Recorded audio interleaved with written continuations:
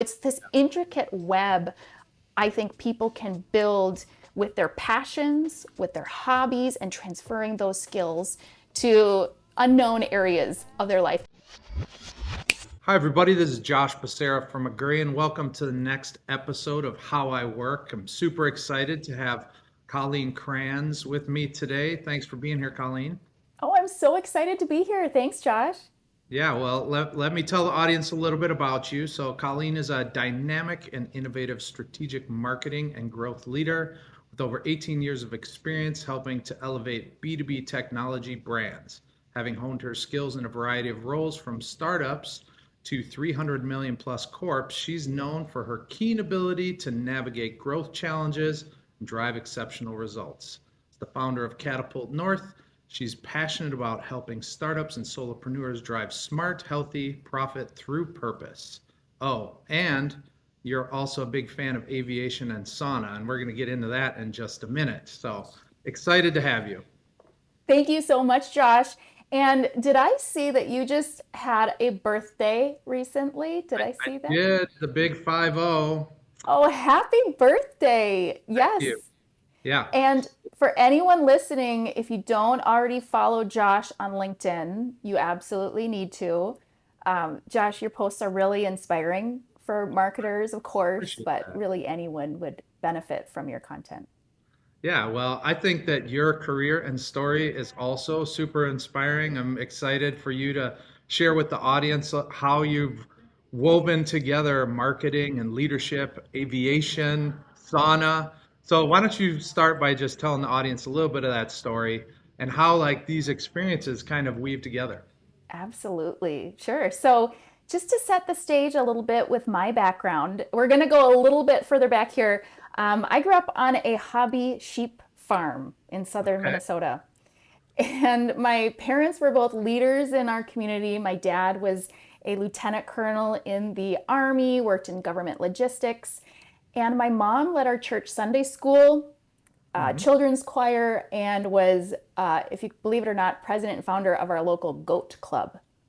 All right. So, why am I sharing that to set the stage? So, as I look back, there are really three themes that were really shown to me growing up. And the first is if you want action, you need to inspire. Yeah. So that was really plain to me. And then two, you really need to listen as much as you talk. I think Mm. there's as a leader, as growth builders, as marketers, there's so much power in being able to truly understand and listen to our customers, to our stakeholders. And three, there's really nothing that replaces hard work. Yeah. And so as I look at how like my experiences are woven together, those three themes really have stuck out for me in my early beginnings. I love it. So as far as my beginnings in marketing, I really found my calling in marketing and communications in college, and dove into my marketing career. Had a really great experience with a startup within a manufacturing company, Yeah. to cut my teeth to dig into managing 50 plus events per year. Had a lot of leeway with growing community management, really diving into programs with professional organizers to reinforce a brand within a channel. Yeah. Social media, so a lot of these modern marketing things that we use today, influencer programs, I was given leeway to explore them from a really young age in the beginning of my career. Very cool. So at that same time, as I was kind of building my career, my husband Ed and I decided to build our own airplane in our garage. It's why we've always been passionate about aviation, Hmm. and we were part of a flying club. And our airplane got stuck in the Apostle Islands because a headlight went out. And we're a little DIYers, so we were a little frustrated. And we thought, like, this is a headlight. We could replace this. Yeah. Um, that led us down the path of realizing that you could build your own airplane. It doesn't take an engineering degree. It takes learning and following instructions and Yeah. working with tech counselors. So we decided to build the plane and share the journey on our YouTube channel. We were getting a lot of questions about how it all worked, and we thought it was a good medium to help people who wanted to learn more about it. And to close the loop with the sauna, we really got into sauna design because we experienced the benefit of sauna firsthand. Both my husband and I lost our parents at a young age. I lost my mom when I was 13 to cancer, and Ed lost his dad a few years ago to a heart attack. So longevity, health are really important to us. And we feel like not enough people had knowledge or access about good quality sauna. So that also prompted us to share the journey, build a new model that we thought was really interesting and unique, and share the journey, share it with others. Yeah, I think it's pretty amazing. So, with the aviation project, that turned into Good Plane Living, the YouTube channel, right? Do you want to just talk a little bit about like that in particular, like how big that grew, kind of Sure. what that looked like? Yes. So, how that started really was a time lapse video of Ed and I building the airplane in our garage. Yeah. We started on February 14th, Valentine's Day, with like a Papa Murphy's pizza and a box of sheet metal. Yeah. And so we decided, since a lot of our friends were asking us, "Oh, can you share about this?" We decided to take those time lapse videos and put them on a YouTube channel, categorized with the stages of the build that we were working on. Hmm. So it was educational because people could see slowly how this like airplane came together and how the parts fit together, and slowly over time this thing became an airplane. Like this Yeah. box of sheet metal came together to be an empennage, a tail wing, the wing kit. And we just started with the tail kit just to see if it was something that we could do. And then slowly we would put piece by piece onto it. So it was a very exciting time when we then took the airplane from our garage and brought it to a hangar in Red Wing, Minnesota, Hmm. to put the wings on, and to prep it for first flight. And the moment that we saw that airplane in the air, we had a test pilot who had inspected the airplane. Obviously, we had multiple inspections on this thing, but to Yeah. see Yeah. that baby over the course of 3.5 years fly in the sky was absolutely incredible. Wow. And that's what prompted this shift in our content on Good Plain Living, from builders to explorers, Mm. to sharing the journey of what it means for a family to travel the country in their own airplane. Yeah. We started before our children were born, and we finished when my son was about 18 months, I think. Okay. So we started vlogging about the real life of flying into airports and Yeah. refueling and potty emergencies in the air. And our it really was impactful when we posted a video of a journey to Johnson Creek, which is this Mm. remote landing strip. And it's one that you could really only get to by airplane. It takes many hours if you were to hike there. And there's a big bathtub up at the top of the hill that you hike up to, and it's fed by a hot spring. And we Very took cool. this pan of like being in the tub on the side of a mountain fed by a hot spring. And that video reached over 1 million people. So Wow. it was just it was reinforcement that following what you're excited about and teaching people and talking to people and creating a community is Hmm. is something that is special, and people want to join you in that. Yeah. So our channel has, I think, 8,000 subscribers. Obviously, people that are into aviation, some people that are looking to learn more about the build process. So they might go Hmm. back to our earlier videos. And we also share the journey on social media. Yeah. I think it's really cool how you've kind of been able to do your kind of career and have like some of these, other plates in the air, right? You've been able to do that. When we were talking earlier, you said that side gigs have added to your belief system and career. So what do you mean by that? Like what kind of things has that added to your belief system? Yes, yes, I love that question. So I think having multiple passions, Hmm. different areas of knowledge that you're building, you as a person, even outside of your career, allows you this really interesting flywheel of learning across different areas of your life. And Yeah. then using that knowledge cross platform.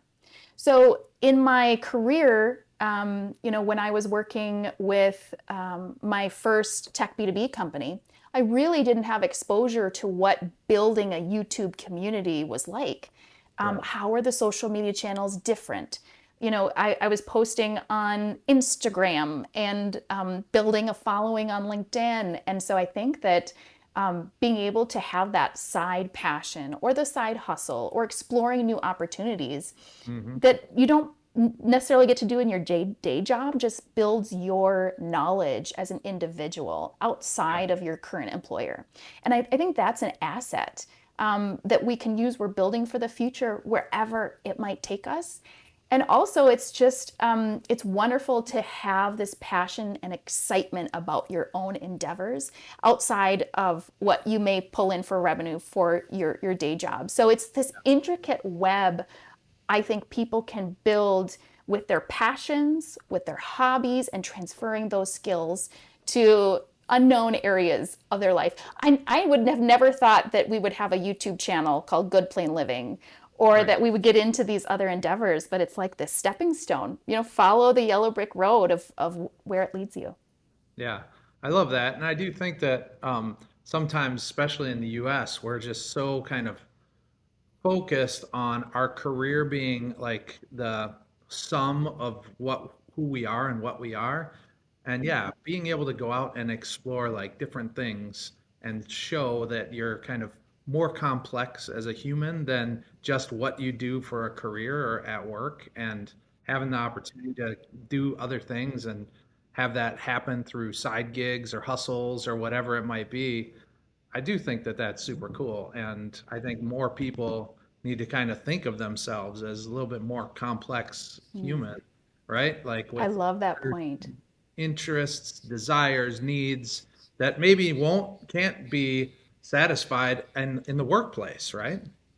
At the end of the day, we all love working with humans, with Yeah. people that have interests that are memorable. And so I think that as we are vulnerable, share more about our life, what our passions are, that people can really connect with that and kind of build that relationship and help each other. Yeah, I do want to get to some of that kind of side of your work now that's in the coaching. But before we go there, I just want to kind of wrap up a little bit on the career side of things. You said in your first job, you learned to cut your teeth with kind of the doing and not striving for perfection.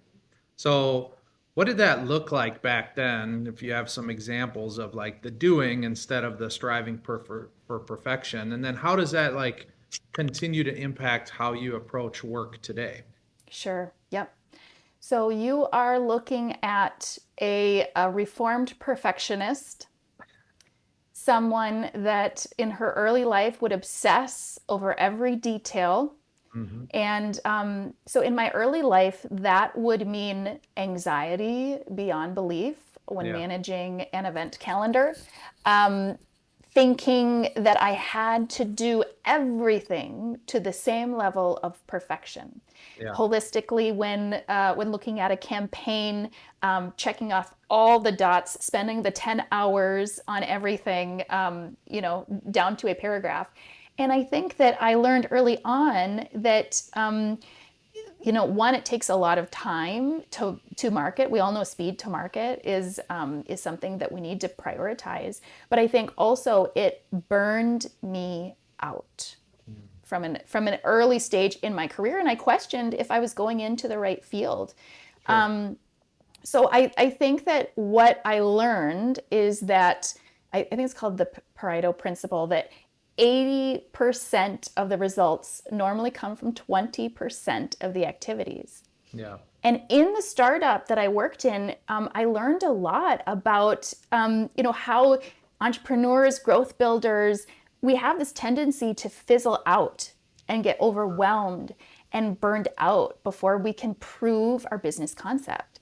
So early on, I had this just rude awakening that growth builders are particularly conditioned to look at these external factors and really not maintain this like bubble of protection, kind of looking at our self-worth through the lens of what we can achieve. So I really learned today to embrace what startups and startup founders have known for years, is to really just focus on the top activities that create the most momentum. So in my endeavors in Good Plain Living, in Saunable, which is the mobile sauna company, I learned to embrace that minimum viable product, to feel really good about what I'm going to market with, but to know those really impactful activities that I need to focus on. I'm still working on that, Josh, but Sure. I think that's where a magic can happen when you're bringing something to market. Yeah, and I think we're all still kind of working on that for sure. I will sign myself up for that as well. But I do think, you spoke about like longevity, right? And like giving yourself kind of a break and not being a perfectionist and not having that level of anxiety and all of those things that go along with it, I do think also helps with this concept of longevity, right? Well, so you talked a little bit about kind of how you've worked with founders. I know you're super passionate about helping mentor people, building them up, coaching them. And the last couple of years, of course, have been crazy, right? We've got economic uncertainty, COVID, political, cultural divisions, all these things that are happening. Um, and so, in your coaching and working with people, mentoring, what kind of advice or antidote? I know you're very big on like the people side of things. So, what kind of antidote do you have for entrepreneurs, leaders, when they're facing uncertainty or adversity, either in their profession where they might be feeling that sense of burnout, or personally, like mental, physical health? Like, Yes. any advice? Sure. Yes. And I think to hit on the point earlier, I think that because entrepreneurs, growth builders, startup founders, we're conditioned to look externally. It's different. It's hard to prioritize our internal health. And it is not our fault. Our society has conditioned us this way. So it's very true that we need to put on our own oxygen mask, to say, before we can really be of benefit to the world. Yeah. I'm also a firm believer, I think physical and mental health are underrated in the world of business. Yeah. I know when I am physically not feeling well, mentally, I have anxiety, I'm not showing up as my best self and I'm not able to create the impact that I otherwise would. So I think taking the time to organize yourself Yeah. from a mental and emotional and planning perspective, your vision, how you see your company impacting the world, but also taking the time blocking time in your schedule to take care of yourself, both Mm. physically and mentally. So what does that look like?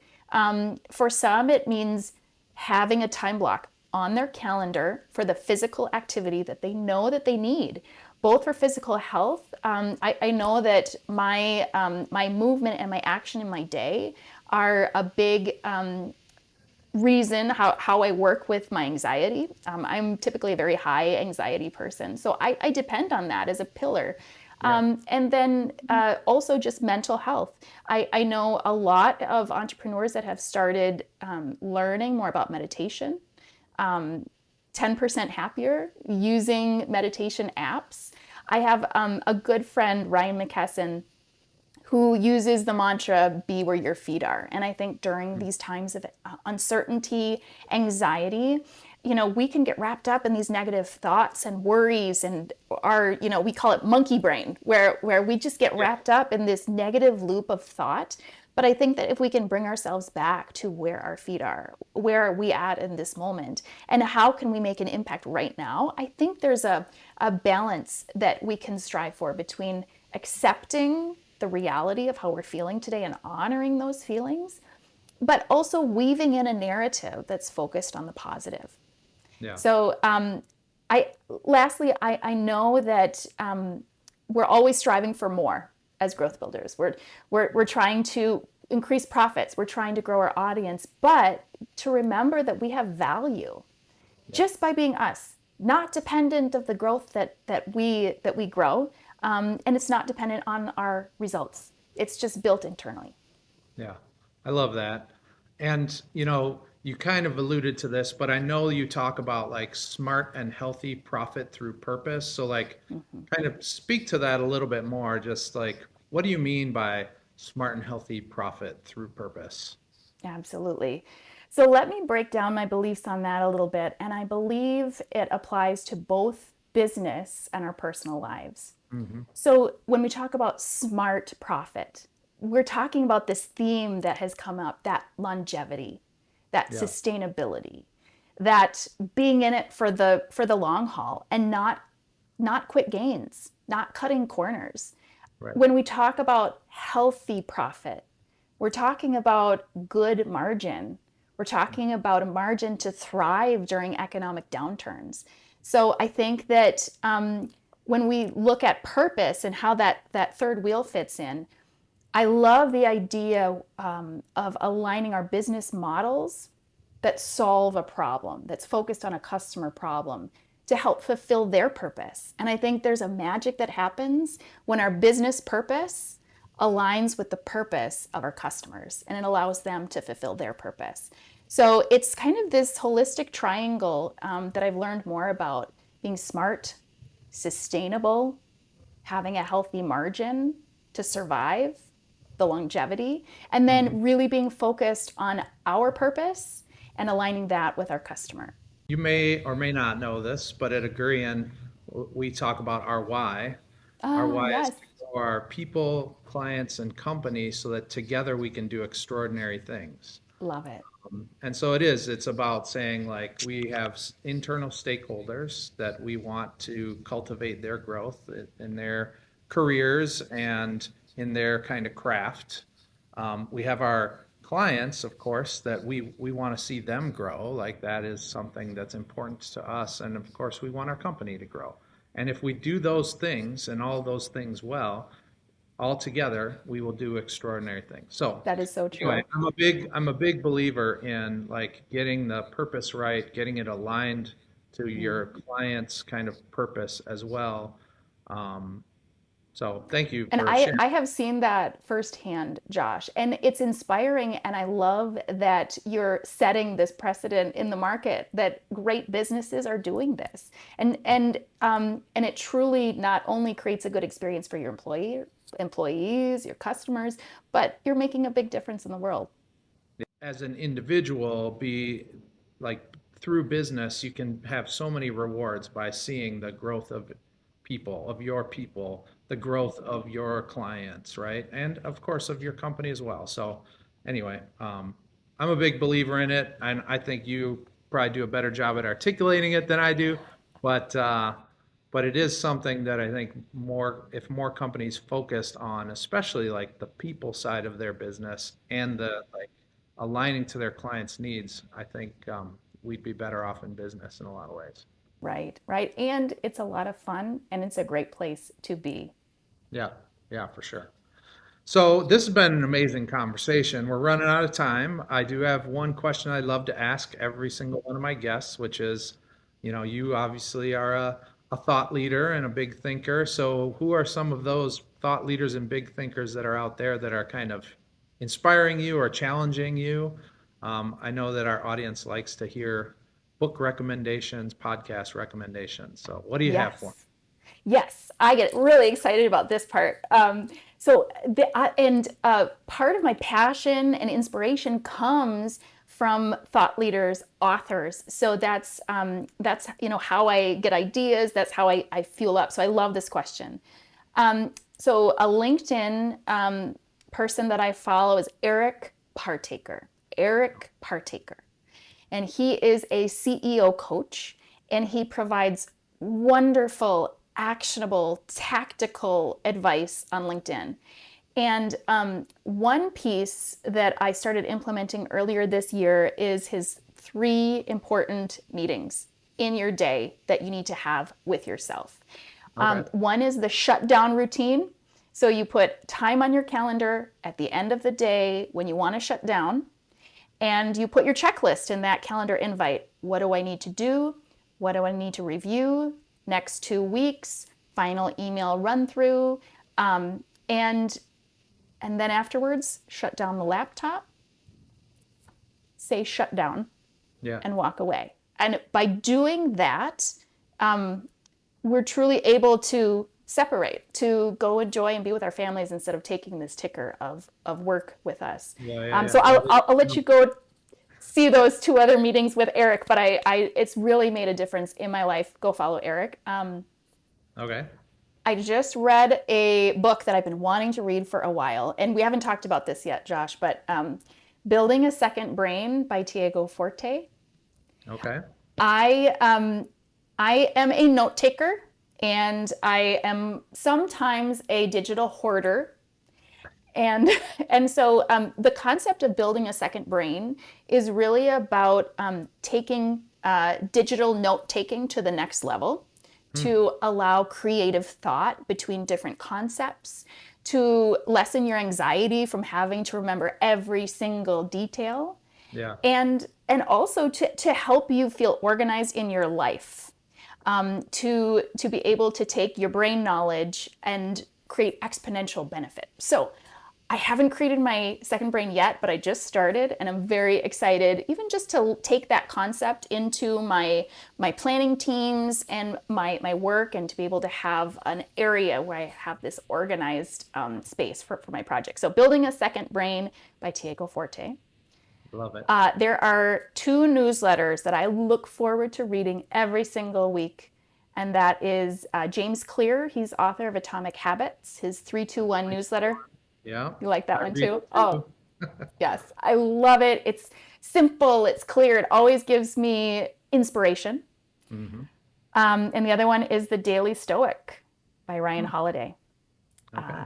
It's just like the timeless knowledge of the Stoics that you can, take a moment of calm to bring into your day. It's a big one. And then I just 2 podcast recommendations. Okay. Definitely, if you have not subscribed to Josh right now from this podcast, you should obviously subscribe and follow Josh on LinkedIn. My 2 other podcasts I enjoy are Tim Ferriss' podcast. He's author of The 4-Hour Workweek, and Andrew Huberman Lab podcast has been an inspiration from me from a physical and mental health perspective. So those are my plugs. Wow. That is a great list. We'll make sure that we get those captured in the transcript, so they're on the page or on the YouTube video description.